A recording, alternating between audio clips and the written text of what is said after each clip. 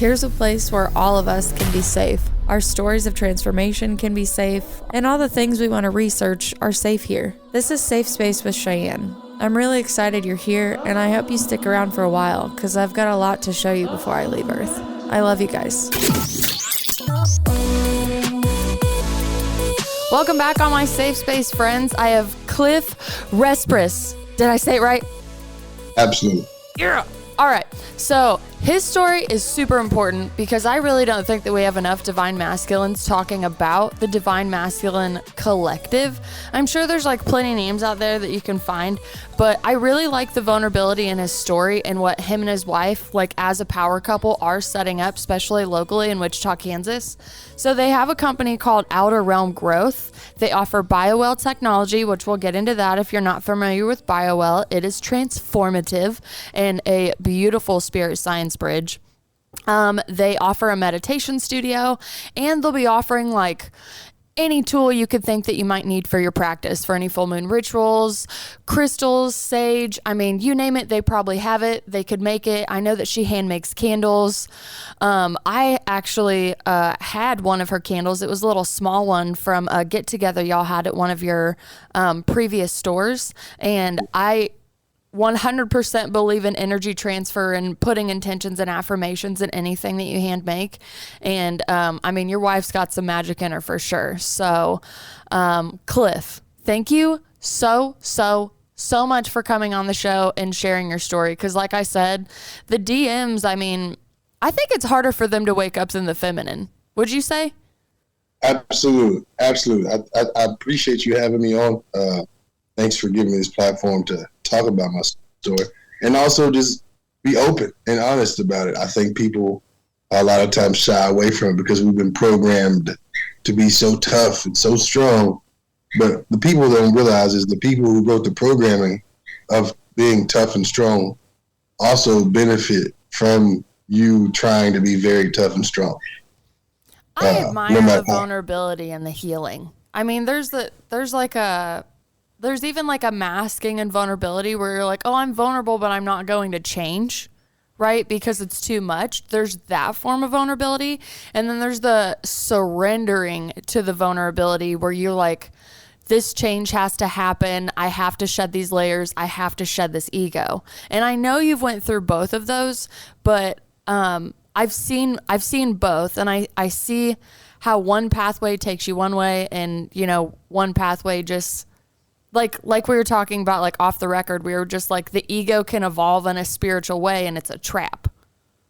Right. Absolutely. Right. Well, again, when you say surrendering, I love it when you point it out because a lot of people think about surrendering like they're going to give something up of themselves. But the true surrendering is not giving something up, but giving your entire self up and allowing that to be what you really intend on being, whether it be a source, whether it be a tool, whether it be you just living the best life you possibly can, but to surrender a couple things and a couple here, let me give up this little habit or surrender this little habit.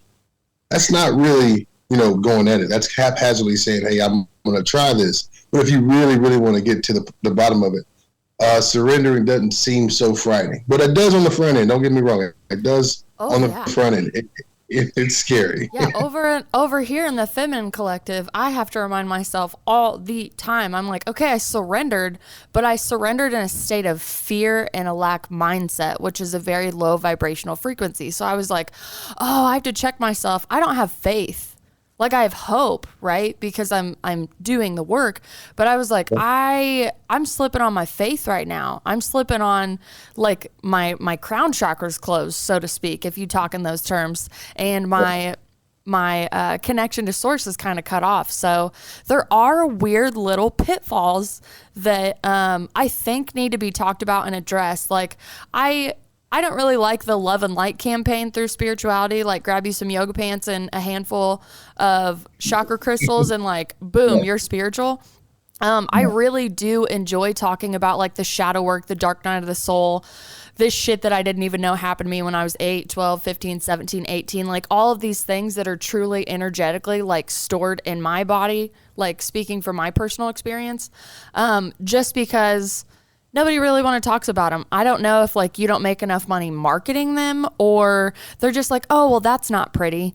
But we're about to get into the shit of it, right? Right. Well, to your point, let's say to keep us in a low vibrational state is actually very beneficial to those people who are selling the medicines. Selling the foods, we don't realize how much eating is a low vibrational order. Like your body will shut down every energetic function to digest food, which brings you to a low vibrational state. That's why you get sleepy after you eat. People call it itis.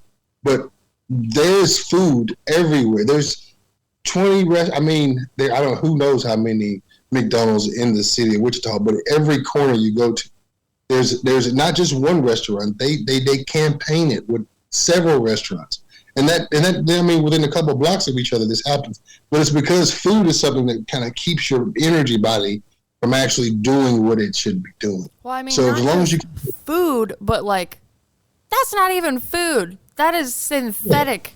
Like we can't even pronounce the chemicals that are in that food, because we could get into a whole conversation of live food versus processed food. But even in the organic industry, you can still have people that use pesticides and flush the plants out and the fruit out right before it gets tested to be able to say organic. And that happens in the marijuana industry, and that happens in like fruits, veggies, all that shit.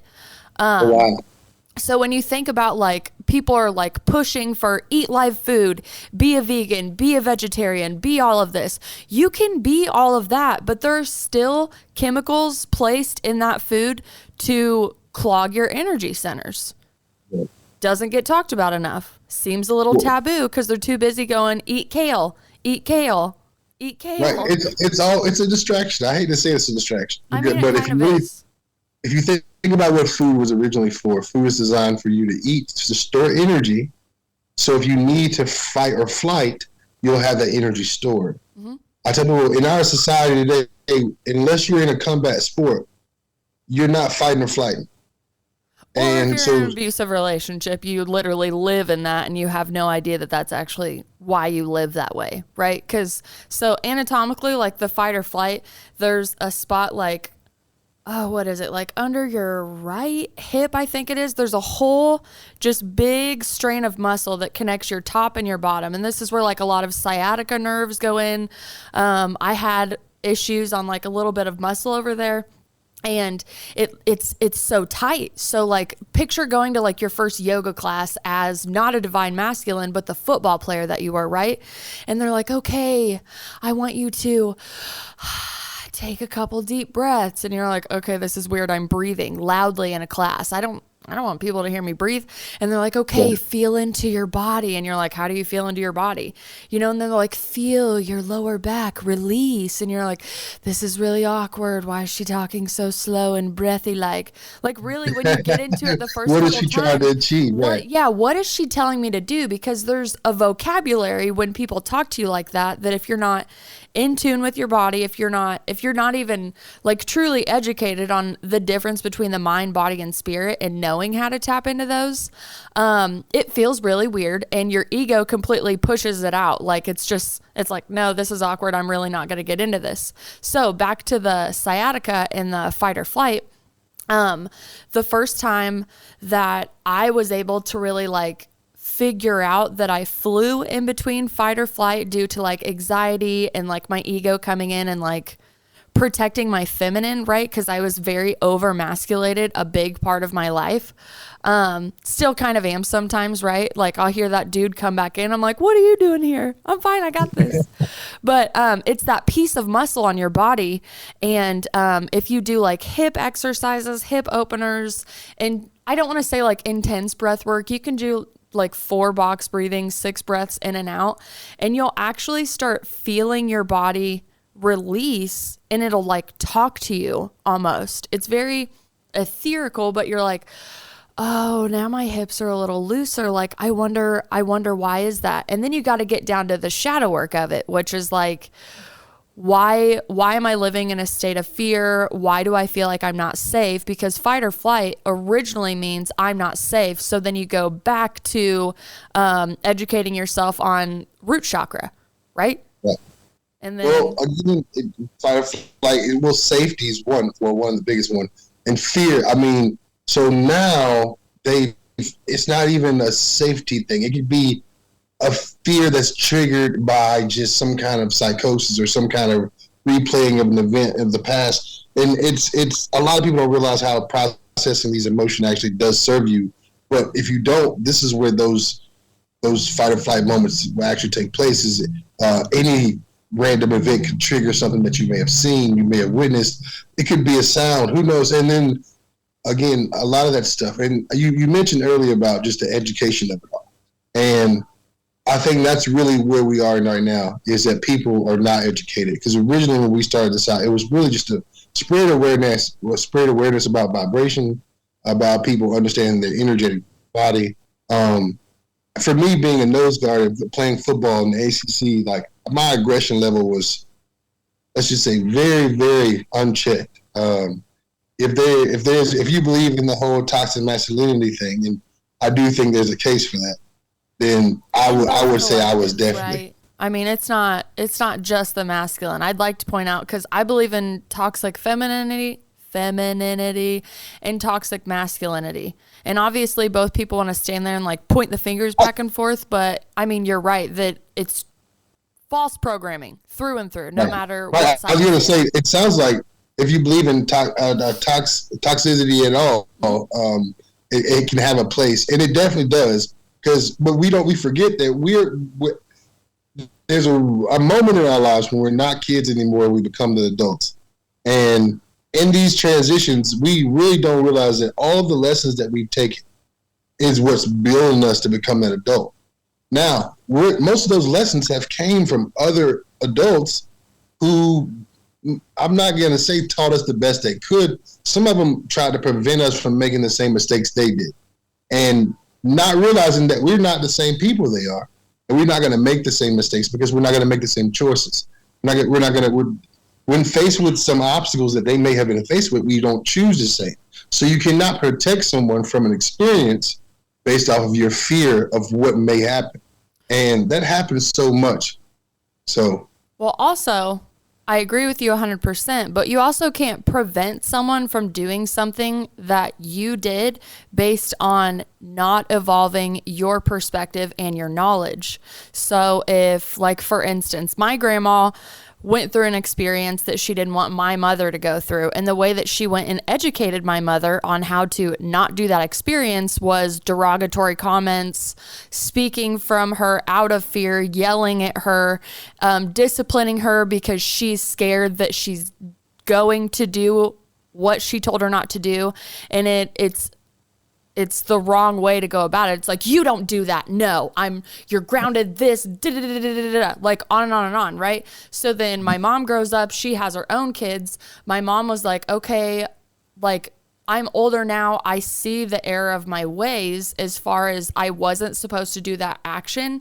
But now I fear that my daughter will do the same thing that I do. So I am going to discipline it out of her. And discipline should technically be like conversation, corrective action, and hey, if you do this, these are the consequences. It's not, you're being so stupid right now. You don't do that, like just that harsh aggression that, I mean, is truly generational trauma in the parenting community. Well, go ahead. Yeah. If I could say anything, is that humanity has this thing where the trauma sticks, and it's like, that's what and it's based off fear. It's a low vibrational thing that's easy to carry. It's harder to carry your own or transfer a high vibrational state, such as happiness, joy, fulfillment. But low vibrational states are very easy. Like they kind of snowball, if you will, and they're very easily transferred. But if you know anything about, humanity in itself, once we fell from greatness in our vibration, and we are vibrational beings, it's very easy to be in the guilt, the shame, and the fear. And that's why, I mean, I try not to watch too much TV. I try not to allow too many sources into my brain, in my programming, because I realize, like, basically what's happening. If you allow those things into your psyche, they will play with your subconscious, and you may not realize it's happening. But again, like you said, you feel the tightness in your body. You wonder where the stress or the unwanted tension comes from. And it can show up in multiple ways. Yeah, but also the way that it's sold to you, right? Like, okay, so I'm like, I was putting pins in what you're talking, because I was like, yes, yes, yes, yes, yes. But let's pull it apart really quick, right?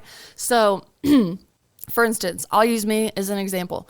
So I am filled of like fear, guilt, and shame and all of this stuff. And I get around a group of friends and I'm like, oh man, getting old sucks. I don't like going to work. I don't like doing this. And then they have these redundant fucking sayings that are just like, oh, well, nobody likes going to work and everybody gets pain in their body when they feel older. And yeah, I mean, chronic diseases are going to happen. Just go to the doctor. The doctor has this figured out for you. Like, again, it's all false programming, to where even if you try to get an awareness and you go to people that are, you know, you love, we all love our friends no matter like where we are in our journeys, but you go to them and you're like, hey, I want to think about it this way versus the way that everybody else has been thinking about it. And they're like, no, because like, I truly believe like in collective consciousness.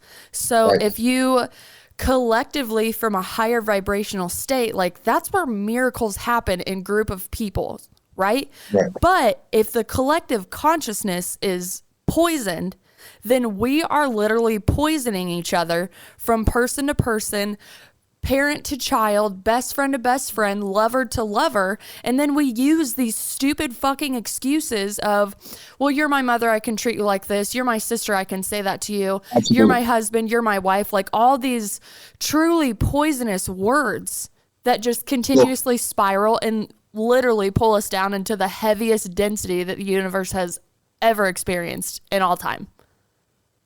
You're 100% correct.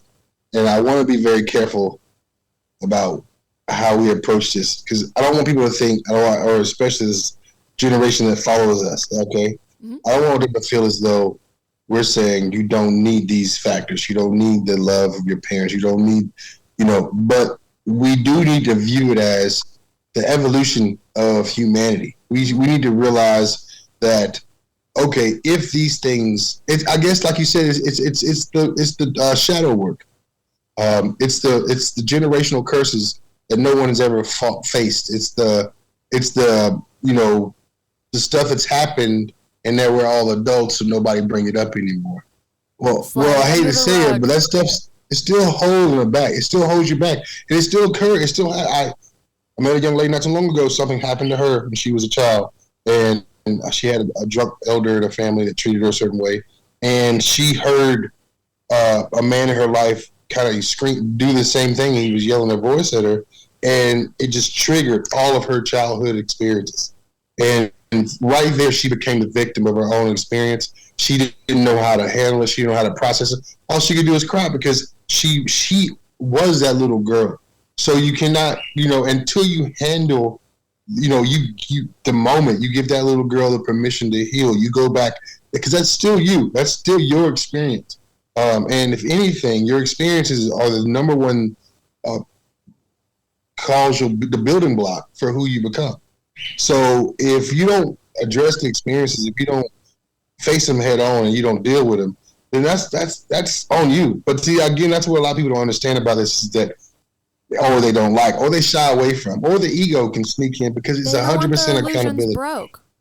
Think about it. Mm-hmm. I mean, like, how comfortable they are in their everyday, like whether it's mundane, whether it's exciting, whether it's this, nobody wants to look in the mirror and go, oh, I'm the problem.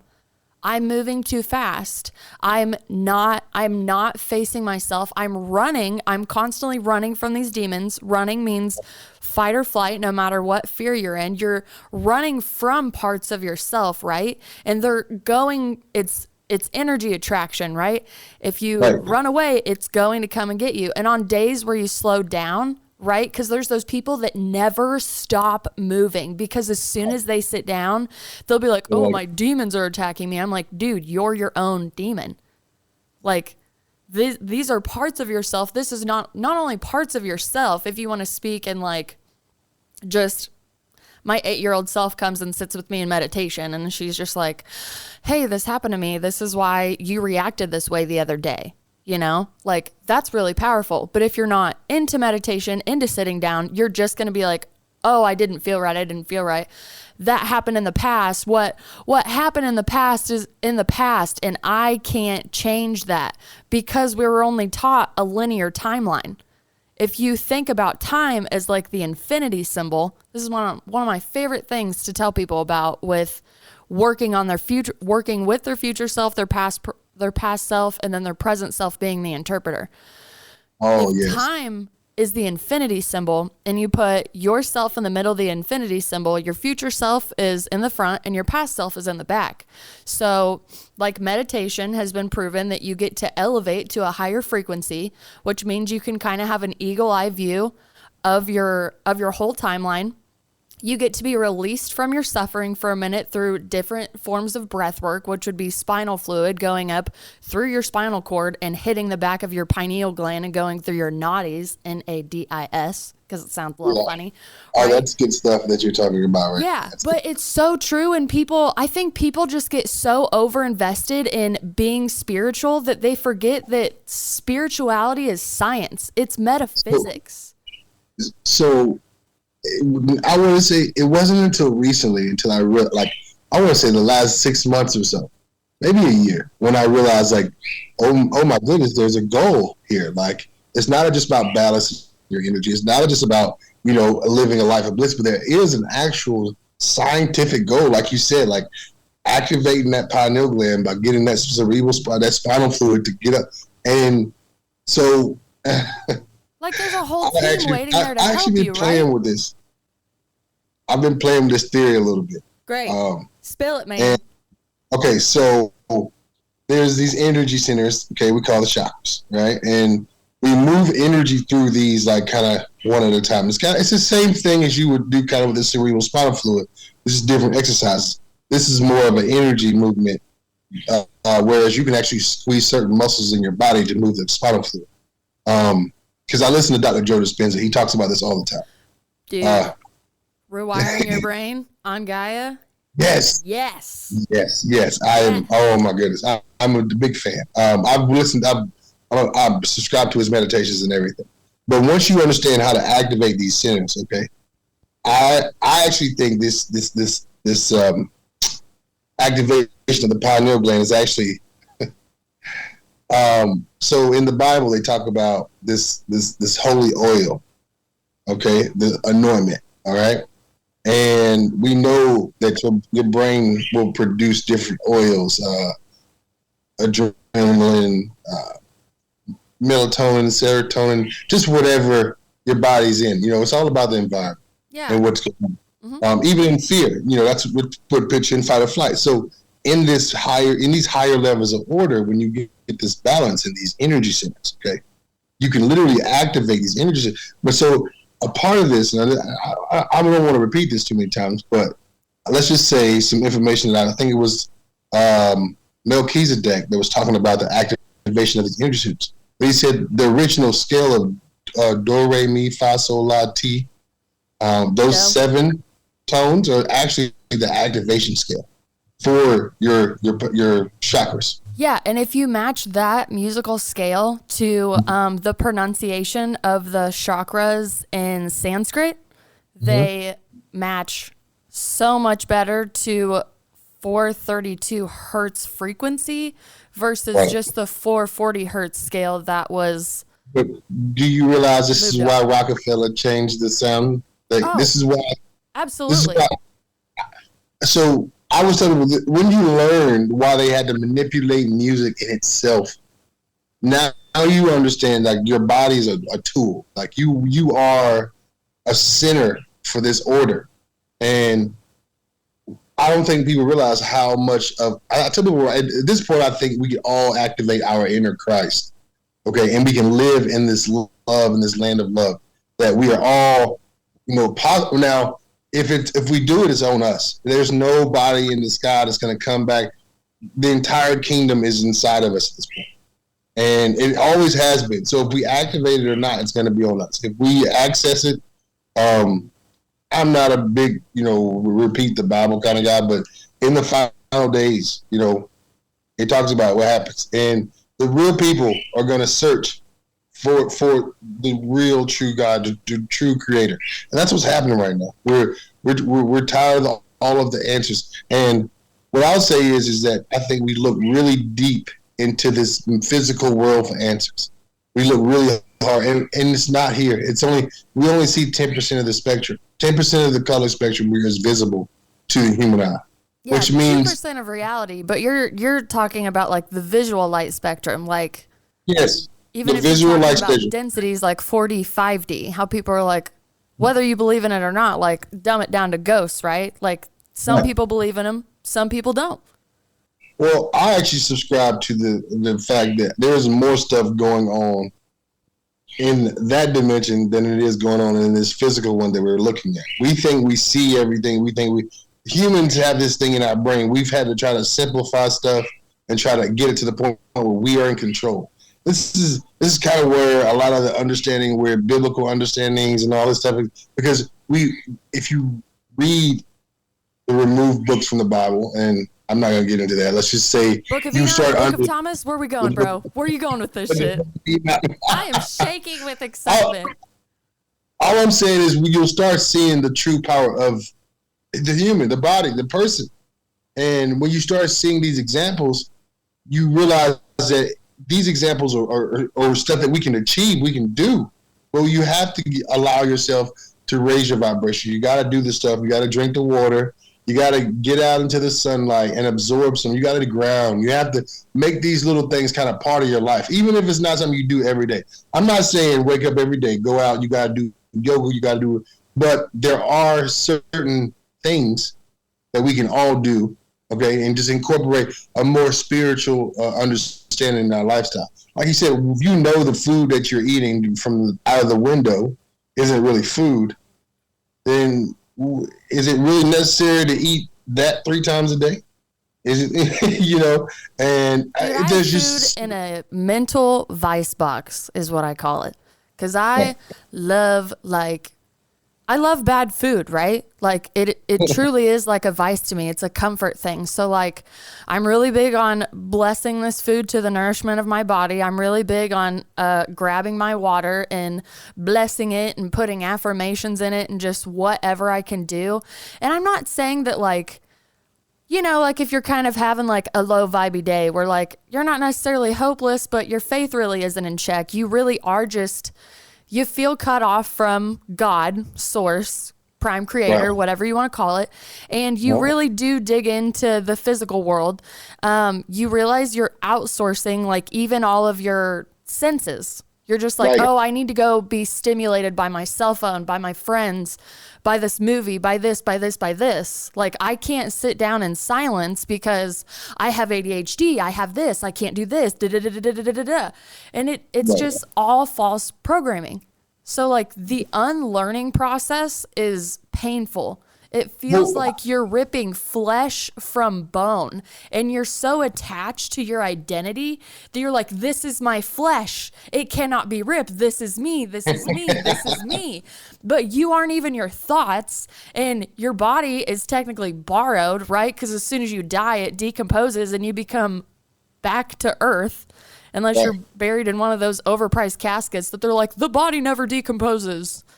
Fucking Right. Well, weird, so right? again, with that, if you understand, this is what I love about energy, okay? And because even now they're doing these human sleeves where they're like printing out human bodies and transfers and consciousness, all this stuff now. This is something that's a reality now. So, what is it to be what is the human experience? And if we don't really unlock this potential, unlock what we're supposed to really be doing, I feel like we will continue having those feelings of separateness but at the end of the day, we can never really separate because that's the creator. You can't separate a creation from its creator. Do you see? And so it may feel that way. And that's what I was saying about having those low vibrational states where we do just dig in. And people don't like talking about it, but I think sex, like mundane sex, is also a low vibrational thing. It's called surface level sex. Yeah. Bro. You just out here trying to scratch a physical itch. You're diving deeper into these physical like luxuries, and you're not even realizing what's going on with your energy, what you're doing, like investing your portal. And we I mean, I hate it. Our society programs us, or I will say toxifies us, regardless if you're masculine or feminine, with, hey, let's talk about this. What if it's stored in your face through TV or through media, and I mean, it's everywhere. And I don't think we realize, like you said, how much of the programming is not just from each other, but from some of the sources as well. So it's a perversion of the sacred. Like, go back to the original and what the energy centers are actually supposed to do for you, for your body to operate properly. So you talk about surface level sex and like, okay, the perversion of all of it. There is a group on Instagram, and it's called Learning Cosmic Sexuality. It's this divinely orchestrated couple that came up with this program to teach people about sacred sexuality. Now, there's plenty of people that like teach sacred sexuality. They go into Kama Sutra, Tantra, name it, right? There's so many different ways to articulate it, but I'm so glad you brought this up, dude. This is literally one of my favorite things to research lately, because I was like, oh shit, I've been doing it wrong my whole life. You've got to be kidding me. 31 years old and I've never fucked right. This is insane to me. So yeah, talk about looking in the mirror. You're like, what? I thought I was good. No, I wasn't. I was surface level, right? So one of the naughty things that I read, like I was listening to somebody say, is it's just like, surface level sex is two people using somebody else's body, negating the energy centers and just using each other to masturbate. So it's it's not a transfer or a recycling of energy. So the point that they're teaching and learning cosmic sexuality is to, one, tap into your divinity on your own, fill your own cup. You connect with like certain type of breath work, and then they'll show a chart of like, say a guy's laying down and the girl's on top of them, and their root chakras connect. They use like eye contact and other things to like connect energetically through breath work with your partner, and their crown chakras connect, and you're recycling the energy. And that's why they call it not only learning cosmic sexuality, but the cosmic orgasm, because these people are teaching ways for you to not only tap into your own unique divinity, but instead of like, say when like a woman climaxes or a guy climaxes, like oxytocin releases in the woman and she wants to cuddle and the guy's like, I'm good, right? But in these people, it's such a profound recycling of energy that they're able to harness this sexual energy that secretes from the sacral and the solar plexus and shove it back up into the energy centers of both of your bodies, and you get to utilize it. So, I mean, it's a sacred way of transmutation is what I think of it. But when I started learning that, like, literally, the algorithm works with you or against you. It was working with me that day, and I was like, these people literally are making me realize that I haven't done sex correctly my whole life. And it's not necessarily my fault, because it's the false programming and the way that a woman is supposed to be submissive. She's, she can't be too sexy. She can't be too kinky. She can't be too this. She can't, you know what I'm saying? Like all that bullshit. But then if she's a fucking prude, then, hey, you'll probably get cheated on, so show your tits a little more. And it's just all of this corrupt fucking programming I'm supremely sick of. But again, it comes from the same people who tells you that it'll be cool if you show your tits, even though it's corrupt. Like I told you, it's the same thing with masculinity. It's the same thing. The same people who tell you, go out, be really tough, really strong. So for me, the programming. Okay, so I really didn't get into this earlier, but I played football at Duke University, and it's, ACC, big school. I'm a nose guard, and I got to the point where I was pretty strong. I mean, I'm a country boy. I joined a fraternity, and I experienced a good amount of pain just through life. So I fancy myself tough, And I had a car accident. And this was my near-death experience that I think really is what propelled my entire change of life. And when that happened, that was when I realized, what is tough? You know, how tough can you be in a mangled pile of metal that was a car? How tough are you now? Like, there's no tough. There's no ego in that moment of you hoping you survive, you know? And I think that was when I realized I started challenging it a little bit. And I was always kind of one of the ones who would challenge it. But once I started challenging a little bit, it was more so, and this was after I had graduated from. But did you crumble in the vulnerability because you realized you had really like never been vulnerable in your life, or you experienced vulnerability as a masculine and were put down for showing the emotion? No. Actually, I thought it'd be the greatest challenge ever. I thought this is the perfect time. And again, I joined a fraternity whose principles, manhood, was one of the biggest principles. So this was a time for me now to, put up or shut up.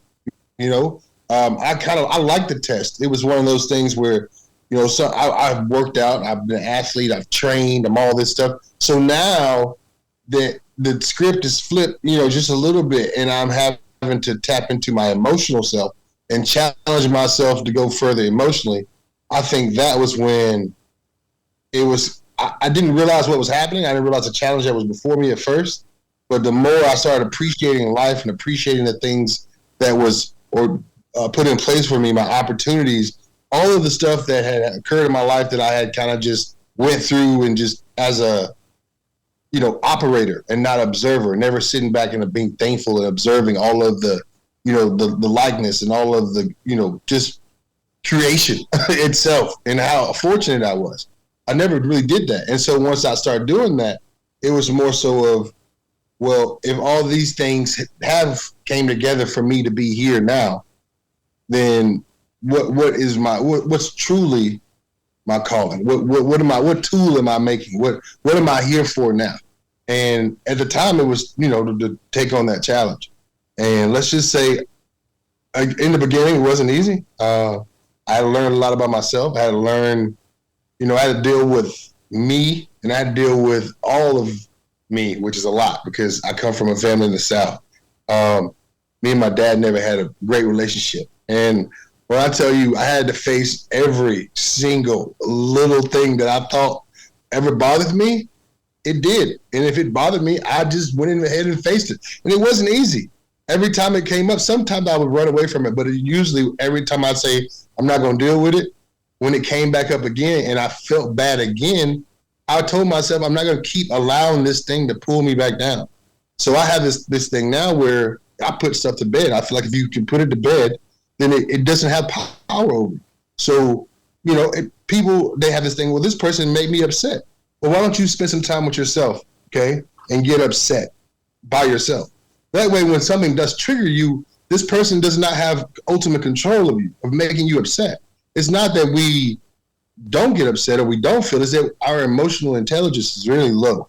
We don't spend time on our own and with our own emotional intelligence. So when something occurs, these very traumatic experiences develop because we don't really know how to handle ourselves. How many people in the middle of trauma or middle of chaos can sit back and say, I'm going to count to 10, take some deep breaths, do some box breathing? That's, people almost look at you like you're crazy because the norm, the collective consciousness says fear. Fight or flight, run, hide, scream, whatever it is that's going to make you look like you fit in. Unfortunately, none of those things are actually problem-solving techniques.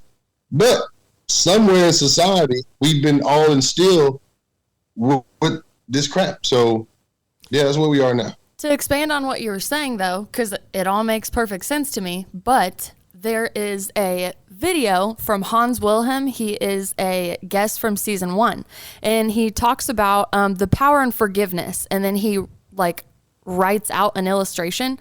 So he says, for me, I know that judging and condemning is a big thing of the world. So like you just said, I don't mess with them anymore because they did X, Y, Z to me.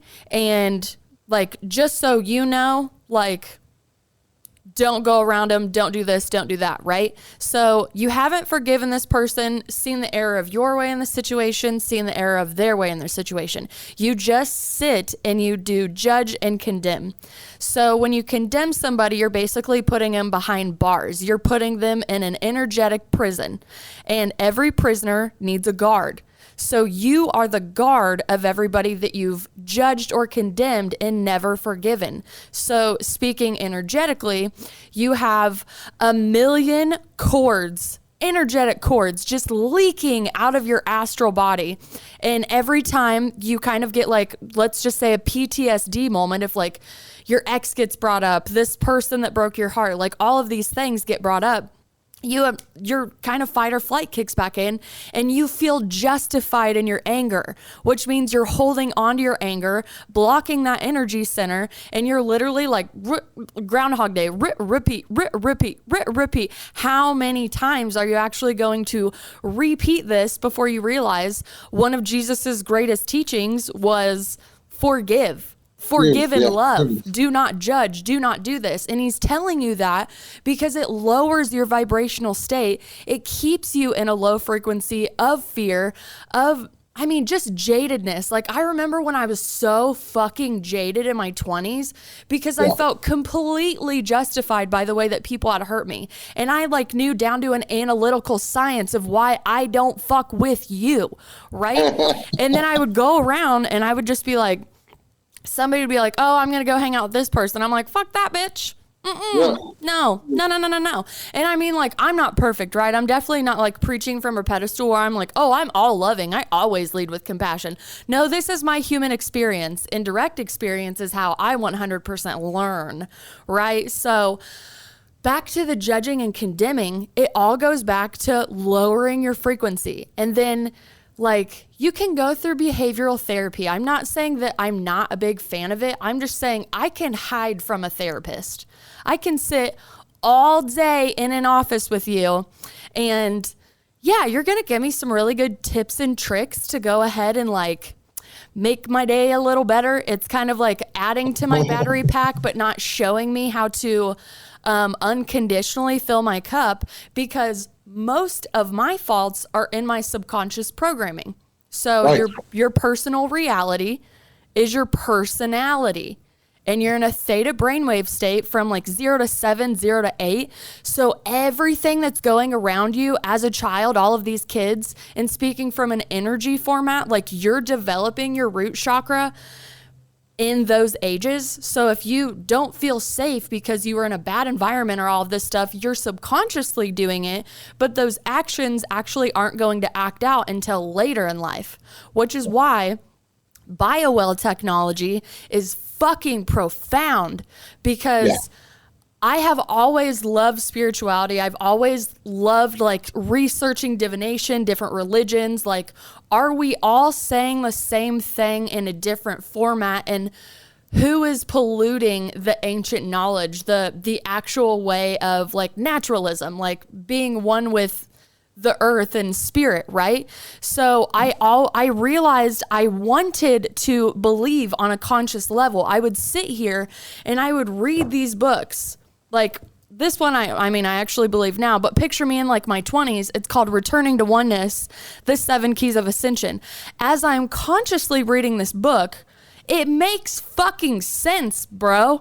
But I can't put it into action for some reason because I have a block. And it's not necessarily a block in my chakras or my energy centers in my body that I'm focusing on. It's the integration from my subconscious to my conscious. So how do we reprogram our subconscious? There's plenty of ways to do it, but please educate people on biowell technology. Awesome. So biowell technology is actually, I will say it's an awesome tool. The tool is, it's developed in Russia by, I can't even say his name. I can't say his name right now. But there's so much technology that comes behind it. And there's, like you were saying, it's almost hard to believe that all these meridians and all this energy is moving through the body and there's blockages. But this technology now kind of allows us to measure the energy that's coming from the fingertips, the meridians out of your fingertips. It allows you to measure the actual voltage of energy going through the main energy systems of your body. Whether it be your thalamus, your hypothalamus, your endocrine system, your immune system.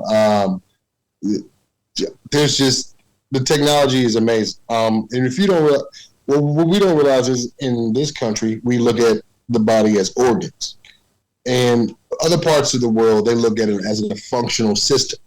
And that's how this machine works. It actually looks at the system and sees, okay, if there's not energy moving fluidly here, and there's energy being stored here, or this one organ may be consuming a lot of energy, then that's when we look into it deeper and say, okay, maybe there's a blockage. Or there could be some kind of actual illness there already too. But it's absolutely amazing. So when you talk about like how our bodies are taught to us, like even the functionality of them, like Chinese medicine is like Chinese, Japanese, acupressure, acupuncture. I want to make sure I'm including the right people where it originates from. So for instance, I have people in my family, in my friend circle, who they believe in acupressure and acupuncture, and you might be able to get them to believe in a little bit of reflexology. But if you transfer that educational platform over to energy moving through these systems in your body, which I like to call them nadis, Nadis, just from my yoga training. And I mean, it makes sense. It's like 144,000 pathways plus, maybe even more. I hope I'm saying that right. But there's like on the BioWell sheet, it'll show you the meridian lines in your body. And that's why you lay on this bed and you're willing to get 2,000 needles pricked into your body and lay there. But you don't understand the science behind it. You don't know why they just put 10 needles down your arm, 17 in your feet, and you have 47 right around your pineal gland and up on top of your crown, right? Which I know that they're not really going to like overlap those together. But when you think about just like grounding it for people that don't speak energy, like just go look at an acupuncture graph, go look at a graph of reflexology and see that everything on your feet, like you can touch buttons on your feet that activate other parts of your body. Same way for like massage therapy. That's super kind of science base level. Every part of your body needs to be touched. And if you're like, oh, I had to go get a massage because I just keep getting these reoccurring knots on my back. Like no matter how many massages I get, they just come back, air quotes. That is energy continuously restoring over and over and over. So again, back to I want to believe. When I got my first BioWell printout and like I saw my chakras on a piece of paper, because again, like the subconscious conscious, my subconscious programming from the way that I was brought up, and then my curiosity and my conscious level, I was clearly having an integration issue in multiple parts of my brain. The hippo or hippocampus, however you say that, is a really great place to not only study short-term and long-term memory, but like, where's this information going? Do I believe in it? Because cognitive dissonance happens when a new belief enters your brain that challenges your old belief, cuts off critical thinking, and then you like get frustrated and basically turn into your PTSD ego. Is what I would call it, right? You're just like, well, one, I can't be wrong. Two, this can't be true, because if this is true, then my grandma was wrong and my daddy was wrong, and generational trauma pops into play. And there's so many other keynotes that I could say. And I speak on coined terms, so when people hear it and they're interested, they literally just pull up their phone and research it themselves. Like there's a lot of things that I explain at surface level, just so if it catches your attention, if it resonates with your body and you're able to feel that, you get to in turn go do the research yourself, right? Yeah. So well, that's how it should be. And then information. So a lot of people, even now, like where I am, I've been able to kind of allow myself to get past all of the football and the intensity and aggression but it's only, you're only going to go as far as you allow yourself to go. And what I've learned is if you keep doubting yourself, you keep asking yourself, is this like, how many times has the coincidences have to happen before we realize this is just something else is at play here? How many times do you have to lose something and not really have lost it just because you didn't need it at the moment? And you find it and you're like, oh, I knew that was there, before you realize, nah, that wasn't just your subconscious. That might have been something else already that exists. And it's just, there's so many different examples now at this point. And I think if we allow ourselves to start relearning, if we allow ourselves to accept that you don't have to say you were wrong. You don't have to tell yourself, oh, this doesn't sound right, so I don't believe in. Just be open to allow other people to have an opinion. And like you said, if those little things, if that syncs with you, if it sparks some curiosity, if it makes a little bit of sense, just Google it now. Like you said, Google's not the end all be all, but I guess what? It'll get the ball rolling. I mean, they are collecting all of your data. I do like to say that. But DuckDuckGo gives you some weird search engines sometimes. So I'm like, damn it, Google, your internet reach is exactly what I want from a company with integrity. Right? Right. There's so many amazing technologies that could actually advance humanity properly. Oh my goodness. And not try to control or suppress or hinder human consciousness. And I'm like, oh my God, that's such a great idea. Too bad that we're literally raping society and everyone's just like, dee, dee, dee, dee, dee, dee, dee. It's fine. Whoever put this technology out here loves us. And, they want us to advance and make our lives easier. But well, if we just for 1 second, let's talk about technology. I tell somebody, if you ever start realizing something's not doing what you want to do, or there's people complain, the product in technology, who the number one part of any, concoction is the ingredients. And if you don't have us, there's nobody to sell the technology to. There's nobody who, you know what I mean? And so we are the product now. We're the consumer, but we're halfway, since there's nothing really being traded, we're the consumer and the product. So whatever you do with your attention, whatever you allow your attention span to go down the road of, that's the product. You're sold now. Even if it is just flicking through a phone or reading some ads and they know that now. I mean, and we're getting ready to go into this new thing where, I don't know if you've got one of these Oculus yet, where you can go into the metaverse. No, where they have these headsets. It headsets. terrifies me because when I first heard about it, I literally was like, they literally created a new technology to not only take you further away from your body, but now they're pushing you further away from physical reality. And one of my favorite bands just released a virtual show from Red Rocks. And I was like, if I start going to concerts on whatever, fucking kill me, bro. I need the live experience. I want the sound frequency from the guitar and the drums and everything on that stage to vibrate every molecule in my body and again, raise my vibration. I do not want to stand in my living room and pretend I'm at fucking Red Rocks with my friends. Right. I don't care how they sell it to you. Maybe I'll go to a store and try it out to see what it feels like. But the fact that so many sheeple, I said it, so many sheeple are like, oh my God, this technology is going to connect us. After what happened to all of us in 2020, we're really seeking human connection. No, you're literally turning into a weird form of the Matrix. And I can't stand watching this suffering because it's just another form of outsourcing yourself to outside stimulation sold to you like it's fucking good for you. And it's disgusting.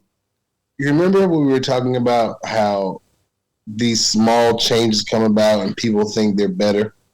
So they come in and they pollute the whole environment. But guess that's what's about to happen with this. Because so I have one, and I when I first got it, I was like, oh, I'm excited about it. And the only thing I use on it is the meditation app. is because it is pretty cool to go inside and just I bought a video game and I realized really quick, like I'm not a kid anymore. And I can't be playing these video games where that stuff is moving around you. And like, I was like, yo, video games to me, when I was a kid, they was on the screen. You move this little man and the whole screen moved. Now, like, no, you're like inside of the actual game, looking around. You could be in a war zone. You could be anywhere.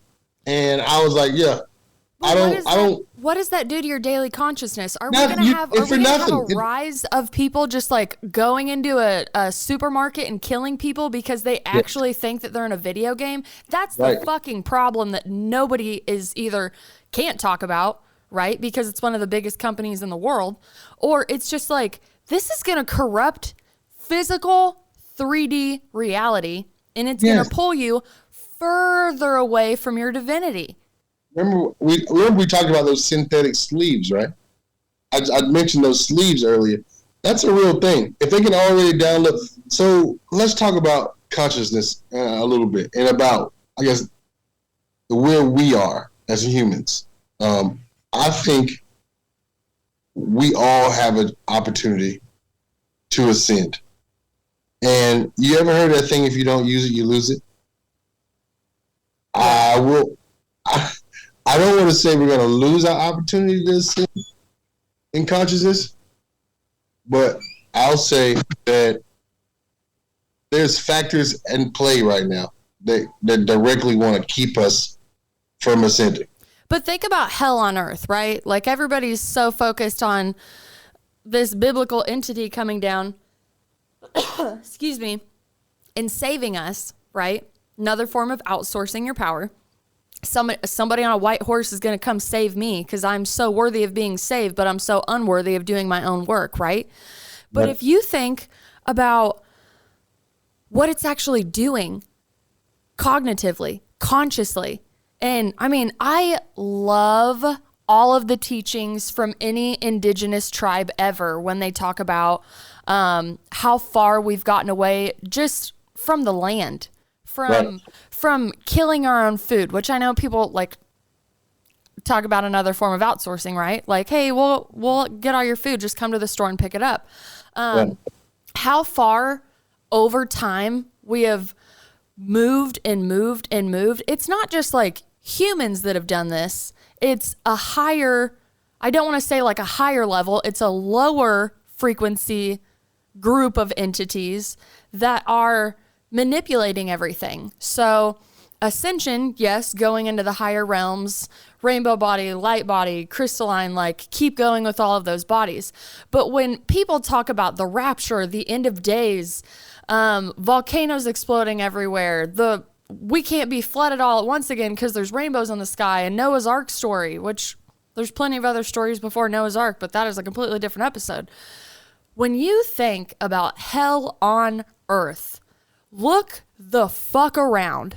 Close your edited Bible for one, and just look around. Look at the symbology and the way that the world is actually operating. So back to like divine masculine, divine feminine, and the origin, the sacredness of them. The feminine is the nurturer. She is the bridge between the spiritual realm and the physical realm through her womb space. Identify that chakra. And then the man is supposed to be the protector and the provider. He's not supposed to be the suppressor and the rapist, right?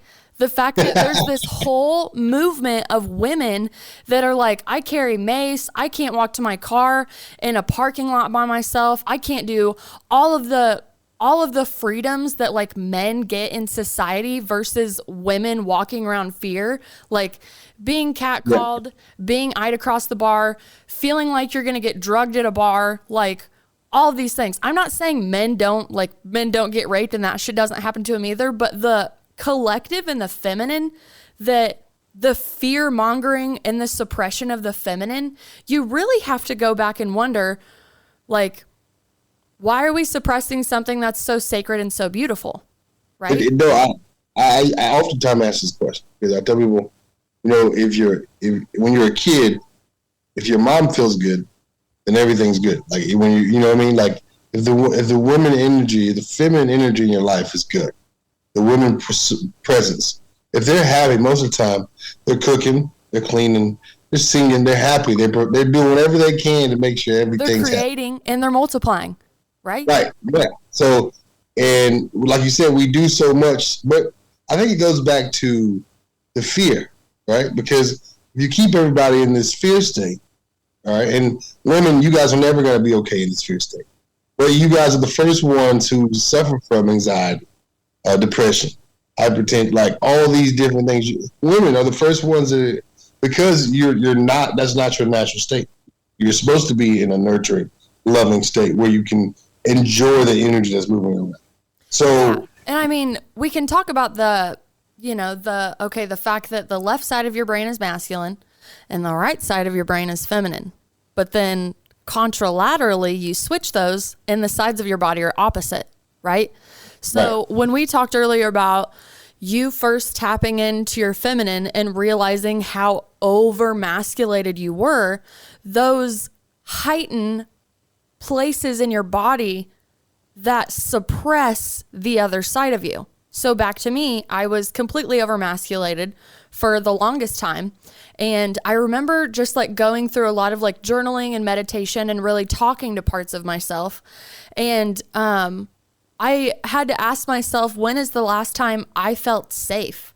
When is the last time I was able to be feminine and be okay with it, right? Because there's a raw, pure, beautiful sexuality in the whole goddess label, right? But if your sexuality, which is very powerful healing energy, if it is robbed or it's taken from you or it's abused, you go in and you start protecting yourself. And that's where this ego comes in that isn't you. That's where these fear-mongering thoughts and this disgusting inner monologue of self-hate and believing everything that everybody told you comes into play. And I mean, masking is a really big thing that's going around everywhere. But when you go back to the energy centers of your body and just what am I operating out of today? Am I more masculine? Am I more feminine? Are my polarities balanced? Because when you get into a union conversation of unity within yourself, you are not only aligning both sides of your energetic body, but your physical body works together and that energy gets to flow through. We could move to the hemispheres of the brain, but science makes you feel like you just have to be a monk in the Himalayas to really like put those together. And it's not exactly true. It is a lot of hard work, but there are certain Hertz frequencies that you can continuously listen to that will calm down the left side of your brain, and it will elevate the right side of your brain to where the characteristics of the masculine and the feminine actually complement each other. And there's things that the feminine can do that the masculine can't, and vice versa. And it's been sold to us like anything you can do, I can do better. And that's not the fucking point. The point is we're supposed to help each other out. We're supposed to balance each other. Going back to ancient Egypt, you see all the statues with the very big, strong pharaoh, and the woman has her hand around his waist, balancing, nurturing, being together. But it's turned into competition. Yeah, it's just turned into another form of perversion, is what I've seen. Because so then this if you put this like this trinket out in front of people, right? And you remove the lines of gender and all the biases. That's basically what people thought they wanted, because we've been in this society that's been pitted around competition and like football. It's a great sport, but every now it used to be just men would watch football all the time. Now men and women, and it's not. I'm not saying that women can't watch the sport or be entertained, or shouldn't have any aggression. But like you said, to have a balance of it, you know what I mean? To be able to understand that, there's no one superseding the other. There's times when I literally just take the back seat to my wife now. And I'm just like, okay, like I wanted to lead the way. I wanted that to be heard.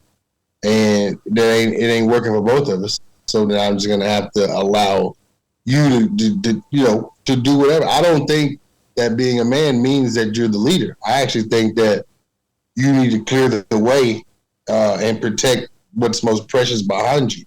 That's kind of what a protector does. Protect, don't suppress. Yeah, we have this thing where we think that means, oh, you do what I say do, or I'm going to lead the way.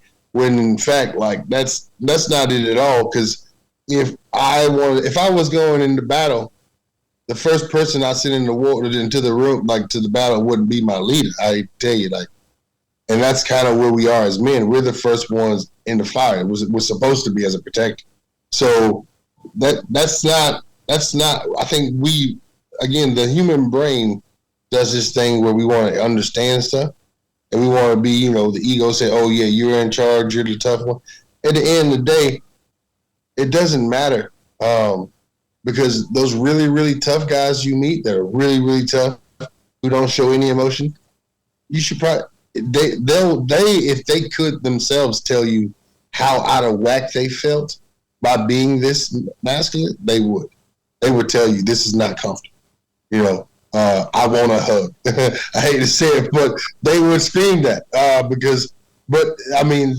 That maybe their subconscious won't allow them to because they've fed this masculine side, and vice versa. There's women the same way, and that won't allow any masculinity in because they've only pumped the estrogen so like this feminine side so much, and they have became victims of their own story, and they haven't allowed themselves to pick themselves up from any experience or anything. And I'm not saying that it's easy. Like you said, it's not easy at all. But in order for anything to exist, it has to be a positive and a negative. It has to be a balance of feminine and masculine. I mean, even batteries, right? Like, I mean, just it seems like there has to be a balance. If there's not a balance, then we are out here just kind of, like you said, allowing ourselves to accumulate too much of one of the other energies. And if you ask me, that's what's happening right now.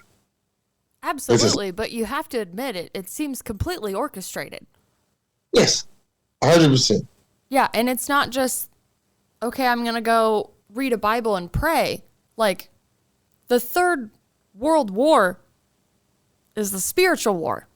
The spiritual war has always been going on. You can go back, no matter what text you read, whatever, go Sumerian tablets, wherever you want to go. It's literal proof of the human consciousness being suppressed. Why? You only suppress something if you know that there's power in it, right? Right. Like, why? Just continue to ask why. Like, my favorite thing, Nikola Tesla, your brain is a receiver. So, like Dish Network back in the day when they'd hop up at your house and they'd put the satellite on your roof, and then you have to sit in front of the TV screen and wait for the bars to load to get the satellite to link up to the Dish satellite going around Earth's shit, you know what I'm saying? You're the satellite on top of your house. That's your brain. And what's coming in through your receiver or the cowlick on the back of your head, that's where you get downloads from where we all originate from, which is God, prime creator, source, spirit, however you identify with what you believe created you. Right. I really want to get an atheist on the show just because I'm like, so where do you think you came from besides your mom and dad? Like, where does your spirit originate from? Like, and I mean just like a truly open conversation. I'm definitely not here to be condescending on anybody's beliefs, but I'm just like, where did you come from? Like, if you don't believe anything and you don't believe anything, you have no idea why we're here, right? It's all a coincidence. I've met an atheist before, and it's interesting talking to those people, but I don't see how everything is coincidental, how it all could be coincidence. So, yeah, but especially when you know that there's like a false agenda. But one of my favorite things, just to like throw extraterrestrials in the mix, because I love getting into this shit. So there is a guy named Greg Braden. You can find him. He's got like 2 different shows on Gaia, but he has an amazing YouTube channel too. He's the one that teaches 6 breaths in, 6 breaths out to get you to heart-brain coherence, 0.1 hertz frequency, which would be a higher than gamma state to put you in the frequency of constant neutrality, but also compassion, right? So they were talking about research that they were doing to see how human beings have actually evolved so fast. Because if you look at like where we started, how slow our evolution was, how long it took us to learn language, hunter-gatherers, now we're established, now we're farming, all of that. We kind of took a quantum leap in evolution that everybody obviously looks over because they're not educated on this stuff. So they went back and they did like DNA splicing through however long. Well, they didn't do DNA splicing. They found DNA splicing, I think it was like 220,000 years ago. Now probably 222,000, something like that. It's in his video on YouTube. I'll have to find it and link it to this episode for sure. But they pull up a chart. He goes all over the world and teaches this. They pull up a chart of a DNA strand and they show a cut in it. And they said modern science to this day has said the only thing that we can come up with is an extraterrestrial, an otherworldly entity has come in and infused the DNA of humans to accelerate their consciousness in their evolution. One, who the fuck did that? Two, what's the point of accelerating our consciousness to an evolutionary state when it seems that the only thing around us is suppressing the consciousness? So when you go to the Bible and you talk about the battle between good and evil, it doesn't necessarily have to be between God and the devil, because God made the devil, right? The devil is void of love. The devil is fear, shame, hate, even desire, if you think about it. Desire can be, both. But when you think about getting away from God and the devil, and you get into the story of the Anunnaki, the two brothers fighting over human consciousness, right? Imprisoning the spirit God and the physical God, taking over the identity of the spiritual God to harness the energy, right, for himself, right, going into a false god. But you have to ask yourself, like, what other entities are further out there? Are there 12 dimensions? Are there 100 dimensions? They're actually called densities. If you watch a show called Galactic Messages, talking with the Taygetans or Taygetans, however you want to pronounce it, and they have these transmissions from these, I'll just say, entities in a higher density that correct the false programming of humanity. And they say the third dimension is actually the only, like, Earth is the only one that's described as a dimension. Everything else is a density. And Earth is at the lowest density, density possible. That's why the disbelief in everything is prevalent everywhere. Like, oh no, that shit doesn't, aliens don't exist, God picked us, we're the only ones out of all this shit around here, we're the chosen ones. There's plastic all over the ground, we're fucking killing everything in sight, we're killing each other, we're murdering people on Kellogg when you cut them off. Like, learn to merge, bro. Seriously, I'm gonna sideswipe you, right? But all of these things that we don't even know that we're consciously doing or consciously hurting the collective energy field, mind-boggling when you find the awareness. And mind-boggling when you find out you're a part of the fucking problem. Right. Well, oh man, there's so much that you just said right there. I really do feel it's channeled, my friend. I have no notebook. I'm just like, oh, I hope the teleprompter does not cut out on me when I'm saying this, because I am digging that we are recording this shit right now. So give it up to whoever created us, right? Whatever you want to call it. Right. So one of your first points, you were talking about these higher levels of order and like dimensions and all this stuff. And I think it actually, what you said about densities and dimensions actually makes so much sense, and how this is a dimension, and we think that everything else should be similar to this. When in reality, we don't really know what else the hell's around us, because we don't give it anything else any credit. We think that this empty space is just empty space. We don't even really, at this point, we hadn't even learned about the ether, you know? Did and you know that's that we're not really allowed sad. to? Like, just interject this really quick. I wish that I could pull up the article and read off of it. But there was a time, oh God, I don't even know how long ago, but basically they were like, science is going to teach physical and the churches are going to take over whatever they want in metaphysical, or suppress metaphysical, kind of turn it into like propaganda of pseudoscience and say, this is the word, right? And it's like, you can find information online about the day where physical science and spirit science were actually working together. They were finding evidence of how they are supremely compatible together. And then one day, through political influence and religious influence, it was like, whoa. You're stepping on the agenda of the church. The church is actually going to take over spirit. And you guys can like look at rocks and shit and tell us why we breathe. You know what I mean? That makes sense though. That does make sense. So like it's documented. Yeah. There's literally a split for a reason. And then you go back to why. Just keep asking your brain why, because that lets that information come in and receive. But you have to make sure you're not vibrating from a fear frequency. Because if you're sitting at a fear frequency, that's where like possessions and all of this crazy shit can come into you, because you are an open channel. So that's why so many people talk about vibing high. If you're not vibing high, don't touch your fucking pendulum. Don't touch your fucking tarot cards. Don't touch any of that shit. You are clogged. You are not a clear channel. You can be overtaken.